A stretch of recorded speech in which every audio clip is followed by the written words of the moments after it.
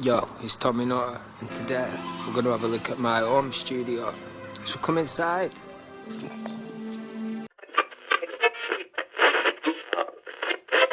So let's take a look around. I'm going to talk to you about all the pieces of equipment that I've got in my home studio and things that I want to change, because I've been recently thinking about changing up this design and sorting everything out so that it's like I want it. First, here is my computer. I made this about a year and a half ago. It's a Skylake. It's got a really cool coil that cools down the processor. Does everything, super quiet, got tons of hard drives, tons of RAM. Really happy with it, still paying it off. Next we've got my monitor. This is a Asus 27-inch. And it was one of the first 27-inch widescreen monitors that came out in the UK. So I've had it for about 7, 8, maybe 10 years. And it's been flawless, but it's just starting to lose a bit of it's just starting to get a little bit of blurriness to it on the whites. So that's going to be changed out in a few months. Don't know, whenever I can get money, you know what it is. And then we've got another important feature, see this? A rock lamp that my girlfriend got me. Gives off a vibe, mate, gives off a cool vibe.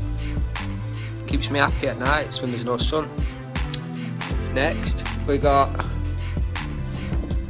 this thing that's pointing at me now. This is enabling such sharp quality with this little crappy pound shop lens. We got pound shop LED light, not bad.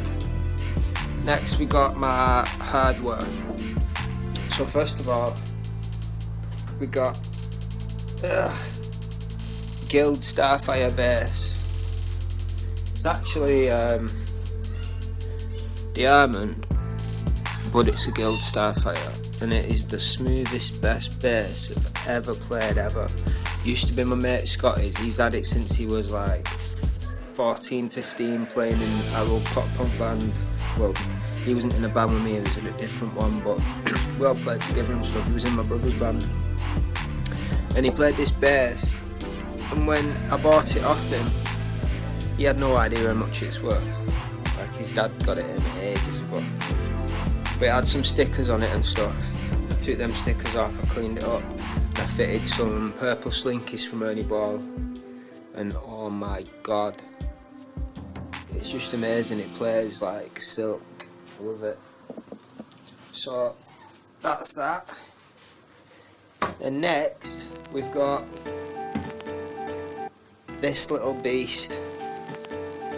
It's your standard Fender Squier, and it played like shit. Honestly, it played like shit up until 2 days ago. I got really sick of it. I started watching loads of videos. I thought about financing a new guitar, and then I thought, nah, I'll just sort this one out. So what I did was I got a nail file and I filed down the corners of the frets, made it nice and smooth on the bottom edge. I cleaned it all up. I messed with the pickups a little bit and got them a little bit sloped over, and I brought the rear one up a little bit, and it gives a lot more tone now. And I fitted a new set of strings. I wanted Ernie Balls, super slinkies, regular slinkies 10s, but they just sold out the last pack when I got to the guitar shop, so I had to get Dead REO 10s, and I'm really happy with them. They sound really nice. I also lowered my action a little bit, and I'm getting it playing a little bit closer to how a Telecaster plays. But yeah, it's nice. Oh, and I oiled the neck as well using olive oil, and that's made a massive difference. So I'm really happy with that now. Next we've got an Encore acoustic. I've had this for about 10 years. It plays like shit. It's an electroacoustic. I hardly use it, honestly. It doesn't stay in tune. The intonation's the worst. And then this I got last year for 15 quid at a car boot sale. This is a Martin Smith acoustic, 6 string. I dropped it a little bit so it's cracked. But overall, it's a really nice guitar. Intonation's good, stays in tune. I mean, it's cheap. But for an acoustic that someone like me can't afford, it's a good guitar. And next on the floor over here, we've got, these are all my vinyls that I've collected. None of them are worth much, and it's just things that I take a chance on. Like if I go to Bernardo's and it's 4 for a quid on records, and I'll just get something, I don't even know what it is, but if it's promising and it's got like some vocal samples on, I really like getting the like weird little kids albums like Rupert the Bear and stuff, because you can really sample the vocals off them. And I've got quite a few Bill Cosby comedy records as well that have worked for that kind of thing. Also, these are a banging deal. These old box records that you used to get from Reader's Digest, and then you get like different genres, different moods, all in the same box. So it cuts down on when you're looking for samples, because they're generally mooded by key. Next, I want to show you the stand that I've got.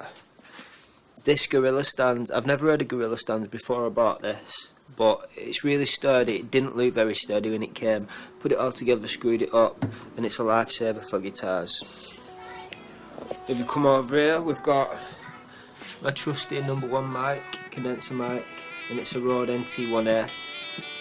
When I bought it, it came with a cage and pop filter. I bought a stand with it, but the stand I bought isn't a tripod one, so it used to always just fall over. I kept a weight on it for ages, but what I've done now is I've attached it to my homemade keyboard stand, which I'll show you in a minute. So let's take a look here. This is my homemade keyboard stand. It's basically what they call 2x8s, maybe. Yeah, 2x8s. Found them in a skip, put them all together, built it. I had an old keyboard stand that I chopped up. I mounted the keyboard stand underneath, upside down, and then bought these brackets that hold on this. So this is my MPC Wren, one of the best things I've ever bought. Before I bought this, I was making things in FL Studio, and the rhythm in my patterns, it just wasn't there. There's no swing to it. But I got my hands on this, I got back into hardware drumming again, and it just made a world of difference. Like being able to actually physically play stuff how you want it, turn quantization off, get a rhythm out. It's night and day, so that's how I usually do all my drums. I know there's still a lot of stuff that I've got to learn about the MPC Wren, but a lot of it I've not even bothered with. Things like filter automation and stuff with all these Q links. I might delve into it one day, but for now I'm good with automation. Chord 61. This is a nice little keyboard. Before this I had what was it? Can't even remember what I had before, but the day I got this, I got it second hand off a music student in Manchester. One of the keys was sticky, but it's freed up now. It must have just had a bit of fluff in it. Shout out to Fluff.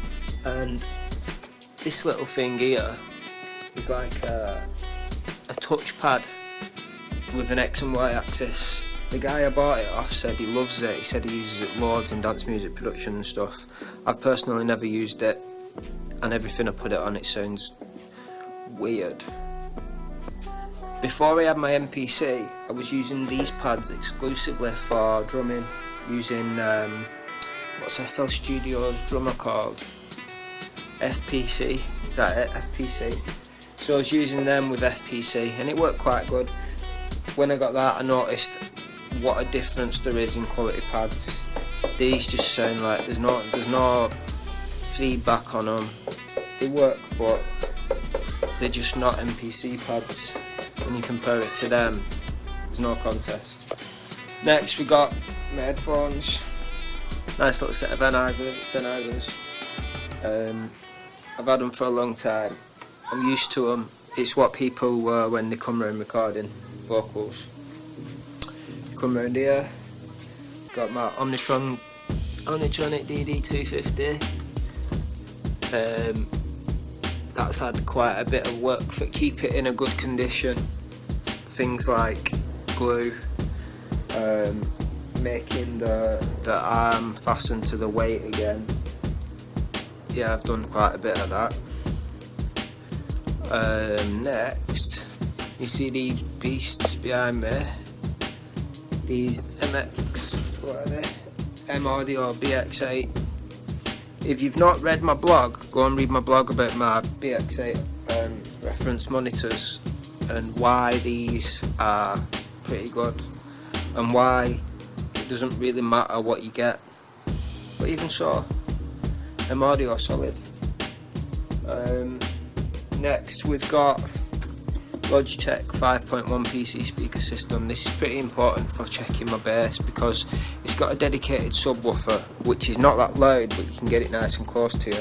So anytime that I'm making a track and I might feel like there's a little bit too much bass, I'll put it through that, and if that's rumbling or like it's fucking horrible, if it's rumbling and it's just vibrating and stuff, then I know there's too much bass.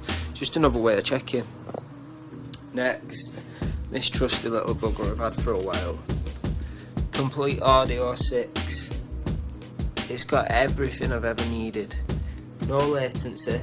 It's got an output on the front for headphones, but I use it for the PC speaker system, which also has a secondary output that I can put my headphones through. A little volume knob. So it's got two ins. I've got my room mic connected to it.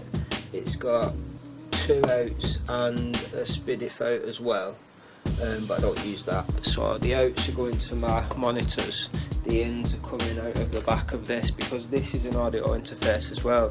You can plug guitar and bass into it for recording simple melodies.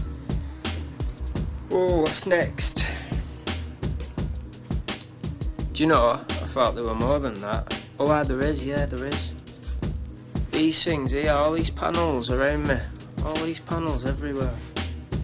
What they are is sound deadening panels. I made them myself, and they're just little strips of wood. Make a 4x2 frame, stuff them with a 4x2 sheet of fiberglass. The fiberglass that you can get is called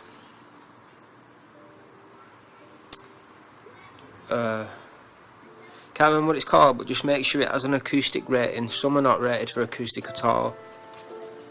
Some are just like fire and damp type of shit, but this is for acoustic deadening. So that's that. And then if you look down here behind my guitars, we've got some speakers for sale. They're still on eBay. Oh, let's have a see at this. Studio Series editor's keys. This thing cuts down on loads of reflection. What else we got? Over here we got Junior's kick drum. Found it in his garage. Apparently he's got a few more parts and we're going to make a little practice kit out of. But I don't know where we're going to have it, because if we have it here we're going to need to build some pretty thick pads so it don't piss everybody off. Because as you can see, I'm in an apartment. Oh, next. Oh, do you want to look in my drawer? It's just Billy Bollocks in there really, but anything that I need when I'm recording, especially a notepad and pen, anything that I need for my ideas, I always keep in there, and my tools as well for like guitar adjustment and stuff. Down here you can see we got some extra cables just hanging on a little rack thing I made, and over here we've got mine and Junior's SM58s. We've got a CD, DVD writer drive for my computer which attaches in top, and that's important because I've not got a car radio that has an aux lead in it, so whenever I have to check in my car I have to write to a CD. And last week I tried it to a CDR so I could reuse them, but turns out car radios don't read CDRs. But anyway, so we've got that, and then I've been delving into a bit of like African ambient percussion type of stuff. So I've got 2 little shakers I made out of coffee cans. One with sugar, one with rice. Used them a couple of times. And I think that's about it. And then this little fella's always here. See hello. He's not even my cat, you know, he lives over there. But he comes round every single day. Stays all day. I don't even feed him anymore. Look at him, little cute bastard. And then, the most important thing in my studio. Number 1. It's over here. What's it gonna be? Oh, it's this thing here. Coffee machine. Because without coffee, I can't do all. So that's it. That's my studio tour. Home studio tour, should I say. So I hope you've enjoyed it all. And if you want any information on any of the products I've shown in this here video, I'm going to be making separate videos that give in-depth reviews on each one. So go and check those out. I'll put the links in the description. Thanks for watching. And if you've not already, go back and watch the producer challenge that I recently did, where I did 3 records and I mixed them all up into a fantastic little boom bap beat, you know. So that's all from me. See you next time. It's Tommy Nutter. It's TommyNutter.com. It's TommyNutter.beatstars.com. All day.